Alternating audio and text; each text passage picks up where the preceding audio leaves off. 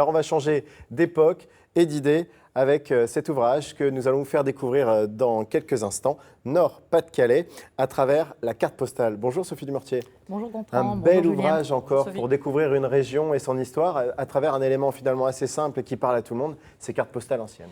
Voilà, alors généralement, c'est vrai que quand on représente un pays ou une région, généralement, c'est toujours à travers la carte postale ancienne. Alors pourquoi? Parce qu'on a toujours l'impression d'avoir cette, cette notion de bien-être. On a vraiment de jolies cartes postales, on a l'impression qu'il faisait bon vivre à cette époque. Et d'ailleurs, bon, à travers cet ouvrage, c'est vraiment à l'époque enfin la belle époque.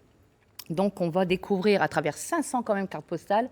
Donc, c'est quand même très, très riche en documentation sur une région qui est très unie dans la diversité. On va s'apercevoir que finalement, à l'époque, il y avait énormément d'activités, que ce soit industrielles, artisanales ou au niveau même démographique et pour la population.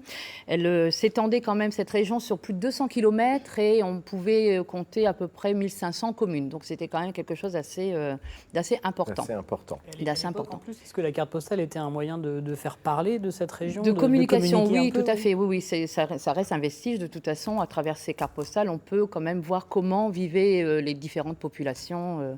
C'était le premier moyen, enfin peut-être pas le premier, en tout cas c'était pas un grand moyen de communication, et de promotion de vie, de masse, tout à fait. ces cartes postales. Oui, On n'avait oui, pas encore exactement. Internet évidemment à l'époque. Alors évidemment, ces cartes postales, elles parlent de la vie de tous les jours. C'est pas simplement des cartes postales touristiques, c'est ça qui est intéressant. On découvre cette vie évidemment qui est à l'époque marquée encore par l'agriculture. Et puis par cette forte industrie qu'on connaît dans le Nord et dans le Pas-de-Calais. Alors, principalement, oui, elle était vraiment très puissante dans le domaine de l'industrie. On commence déjà par les mines, forcément, puisque là, on voit sur les photos les mines qui étaient vraiment une activité principale où toute la famille était concernée, aussi bien le papa, la maman et même les enfants. Bon, ils ont limité quand même à partir d'une loi qui avait été passée à partir de 12 ans. À l'époque, on disait 8 ans, mais c'était 12 ans où on pouvait quand même espérer voir son gamin, c'était déjà très tôt à l'époque. On les appelait les galibots. Donc là, ils remplissaient, enfin, ils chargeaient les... On voit une image serrée, c'est vraiment, voilà, c'était beaucoup de fierté, mais beaucoup de souffrance. Il y a beaucoup de difficultés. Et voilà, et on n'avait pas peur de montrer ça sur les cartes postales. Oui, voilà, on mettait ça en valeur à travers ces cartes postales. C'est aussi l'agriculture, le textile aussi, l'industrie textile. Le textile avec les dentelières, on connaît les dentelières de Calais, on a pas mal, voilà, c'était vraiment... Si je les retrouve, les dentelières, je les ai plus. Alors, vous allez les retrouver à la page 16. Page 16, voilà, merci. Les voilà, les dentelières, regardez. Dentelières. Très, très belle photo posée de ces femmes qui travaillaient souvent à domicile à l'époque. À domicile à l'époque, hein. oui, oui. Il faut savoir que bon, le Nord est vraiment une région très propice à l'industrie du textile. Une petite anecdote, on a à cette époque la naissance de la vente par correspondance. Alors on apprend ça à la page 18 par Joseph Legrand, donc, qui était un dirigeant d'une filature de coton, et qui donc s'est décidé à faire bâtir un tissage pour drap de lit. Mais lui, il voulait faire vraiment faire profiter tout le monde. Donc il s'est dit, ah ben tiens, pourquoi pas en faire profiter par un circuit de vente aux particuliers. Mais malheureusement, la guerre n'a pas permis l'extension de ce projet.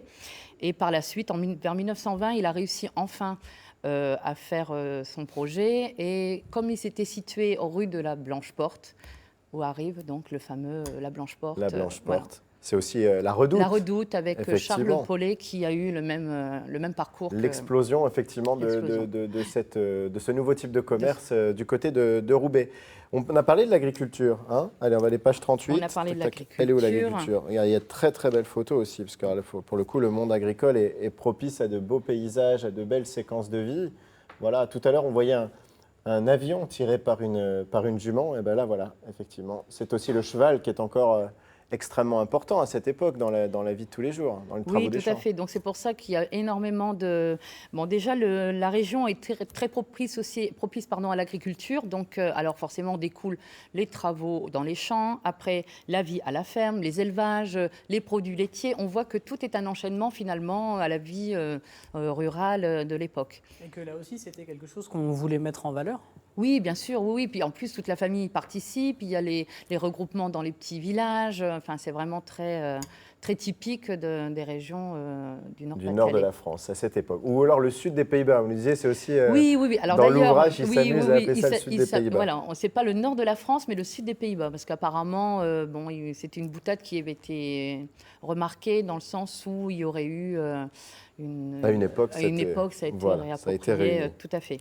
Évidemment, le nord, c'est aussi la mer. C'est aussi la mer. Alors, une grande richesse au niveau de la mer. Il faut savoir que Boulogne est le premier port de France au niveau de la pêche et Dunkerque passe au niveau plus commercial, c'est-à-dire au niveau de l'importation, l'exportation, au niveau de...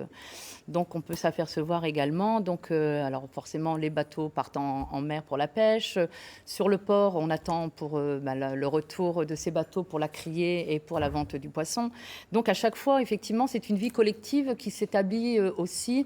À chaque métier, toute la population y participe, on voit les activités s'établir tout au long De la journée. de Allez, la on, journée. on va terminer avec, parce que ça aussi, le Nord, c'est la fête, c'est les traditions, le sport. Allez, on va aller du côté de la page 160. Hop, ça c'est vraiment sympa, parce que c'est aussi ce qui faisait la vie en communauté, c'était ces jeux populaires. Les jeux populaires, avec voilà. une magnifique photo prise du côté de Brédune village, la gare de Givelde et un groupe d'archers.